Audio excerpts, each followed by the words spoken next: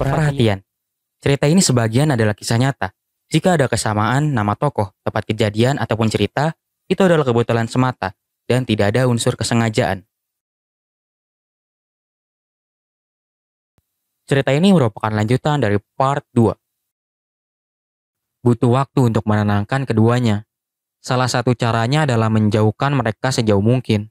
Karena itu, kini Gio telah disuruh pulang.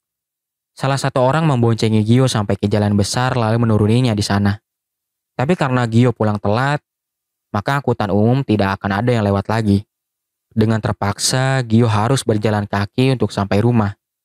Dan harus pasang badan jika ayahnya marah nanti. Dan saat Gio berjalan pulang sembari mengajak kalung beruangnya berbicara, ada seseorang yang membawa sepeda motor berhenti di dekatnya. Orang itu turun dari sepeda motor lalu menghampiri Gio.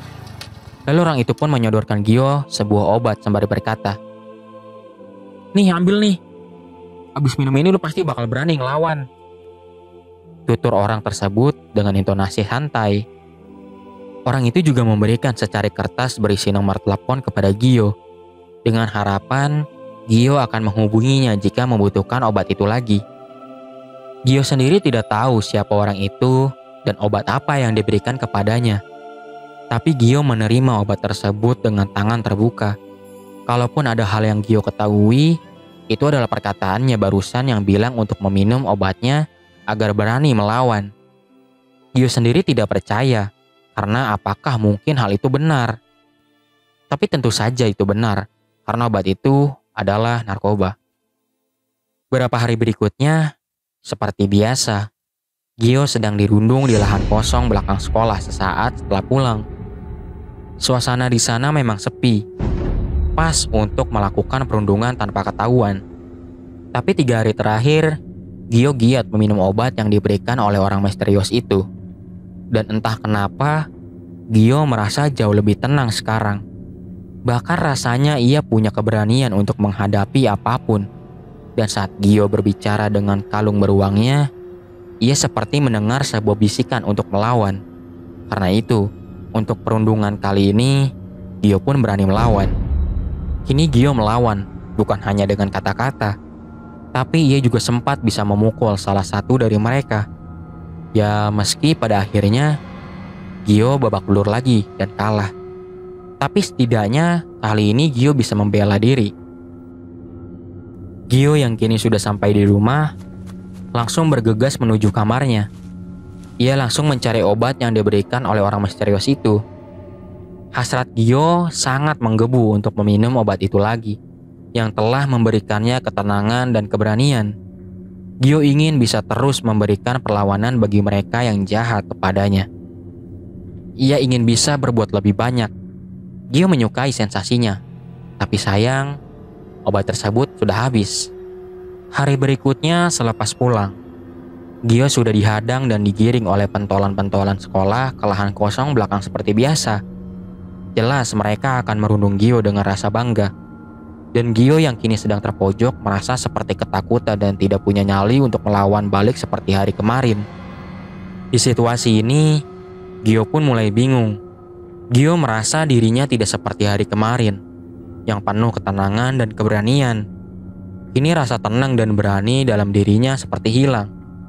Bahkan saat Gio mengambil kalung beruangnya dan mengajaknya bicara, kalung beruang itu tidak lagi berbisik kepadanya seperti kemarin. Alhasil, kini Gio dirundung habis-habisan tanpa ada perlawanan sedikit pun.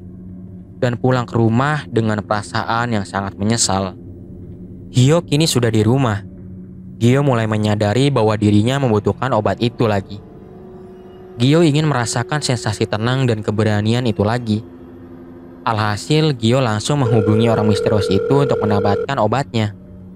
Setelah berhasil menelepon orang misterius itu, kini Gio malah merasa kecewa. Gio pikir orang itu akan memberikan obatnya dengan gratis seperti kemarin. Ternyata tidak. Untuk mendapatkannya lagi, Gio harus membelinya dengan uang sekian rupiah. Tanpa pikir panjang, Gio langsung mencuri uang ayahnya, lalu melakukan transaksi. Kini obat itu sudah ada di tangan Gio. Bahkan ia pun sudah meminumnya. Setelah beberapa saat, senyuman di wajah Gio pun merekah. Dengan sensasinya yang Gio anggap menyenangkan, kini Gio merasa bisa melawan dunia. Di beberapa hari berikutnya, Gio mulai menggila. Kini Gio merasa bisa berbicara dengan kalung beruangnya. Ia merasa kalung beruangnya berpihak kepadanya dengan berbisik untuk melawan saat disakiti. Karena itu, saat dirundung di belakang sekolah, ia mulai bisa menikmati keadaan. Apalagi saat Gio berhasil menyakiti para pentolan itu dengan memukul atau menendang mereka. Gio merasa bahagia dibuatnya.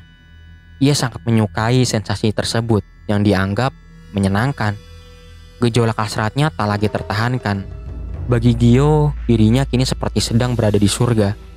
Menyakiti siapapun yang jahat kepadanya adalah sebuah kesenangan. Setelah mengenal obat itu, Gio mulai kecanduan. Tak ada hari tanpa ngobat. Ia terus ingin merasakan sensasi yang membuatnya tenang dan memiliki keberanian. Dengannya, Gio mampu melawan mereka yang menyakiti. Siapapun itu orangnya, bahkan ayahnya sekalipun, yang baru saja jadi bangkai mayat di dalam rumah.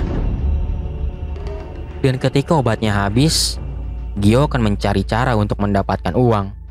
Entah dari memakai sisa uang ayahnya, mencari uang teman sekelas, atau menjual barang di rumah. Apapun itu, yang penting dirinya bisa membeli obat. Karena dengannya, Gio bisa merasa bisa melawan dunia. Sepulang sekolah, hari ini Gio tidak dihadang oleh para pentolan sekolah. Hari ini Gio bisa pulang dengan tenang. Tapi alih-alih langsung pulang, Gio justru mendatangi markas mereka yang berada di lahan kosong belakang sekolah. Dengan rasa percaya diri penuh, Gio merasa ingin setidaknya menumbangkan salah satu dari mereka. Karena itulah, ia yang malah ingin datang menantang. Dengan hasrat yang menggebu, dengan rasa dendam yang kesumat, Gio menuju ke belakang sekolah. Gio juga sedang menggenggam kalung beruangnya di tangan. Sembari berjalan, Gio pun mulai mengajak kalung beruangnya berbicara dengan berkata, "Kalau ketemu mereka, aku harus gimana?" Tanya Gio dengan menatap kalung beruangnya. Sesaat kemudian, Gio pun mendapat jawaban dari kalung beruang itu. Dengan suara yang samar, ada sebuah suara yang berbisik di telinga Gio dengan berucap, "Bunuh mereka." Gio yang mendengar bisikan itu pun mulai tersenyum. Ia yang sudah mendapatkan dukungan moral merasa begitu bergairah. Jadi tanpa basa-basi, Gio langsung menghajar dua pentolan sekolah yang berada di sana.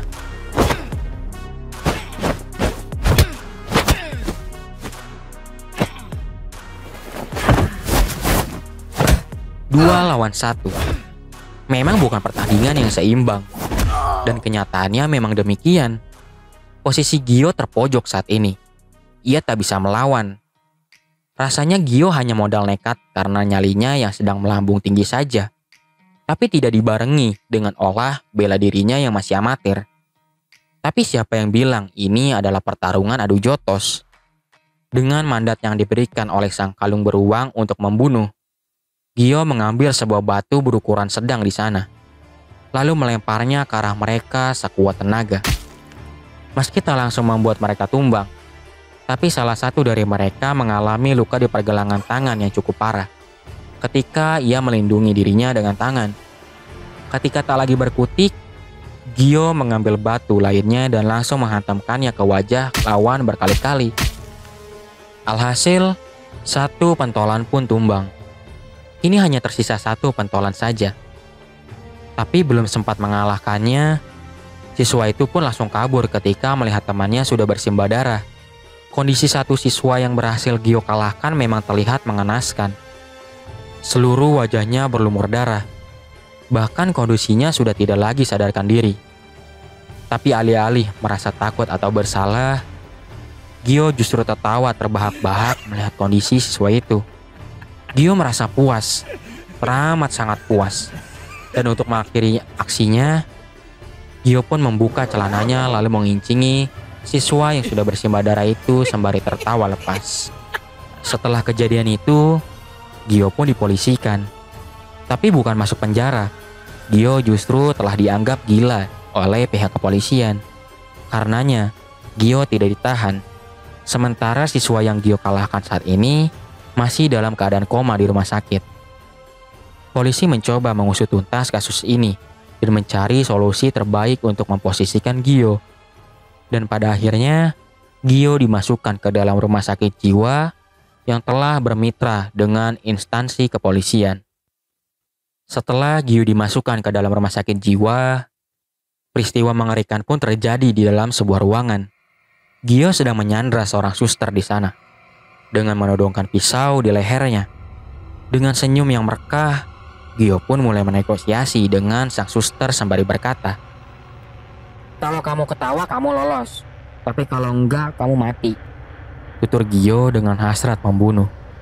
Inilah yang akan Gio lakukan. Dirinya akan stand up komedi di samping suster yang malang itu. Jika sang suster tertawa, Gio akan membebaskannya.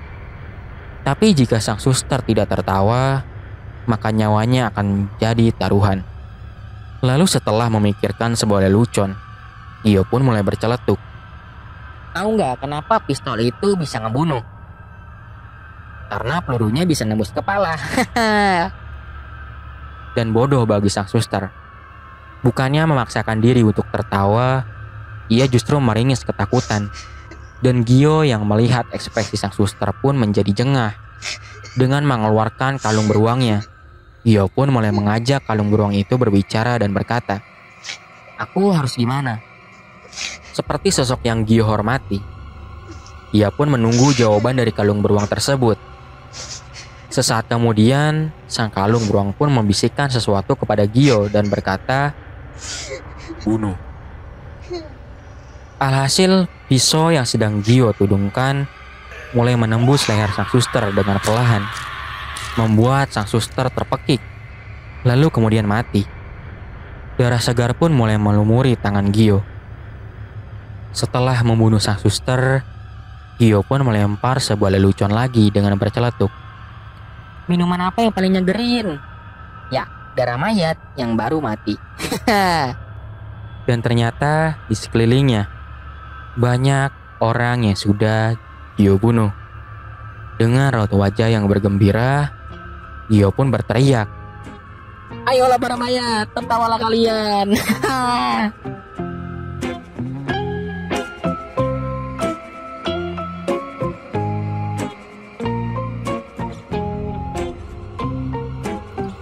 Terima kasih sudah menonton.